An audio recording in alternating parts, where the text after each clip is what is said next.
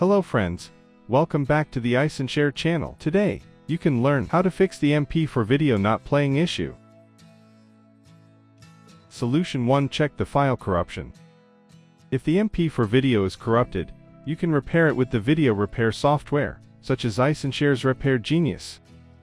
Go to iSunshare.com, then download and install iSunshare's Repair Genius. Open the software. Click the video repair feature. Then hit the Add Video button.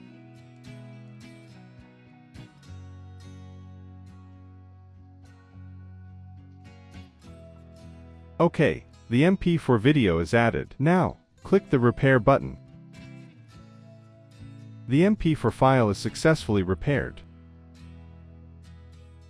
Finally, click the Save button to save it locally. You can select any folder to save it.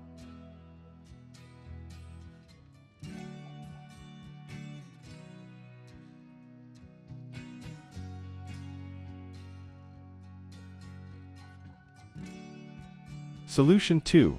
Update your graphics and audio drivers. Open Device Manager in your computer.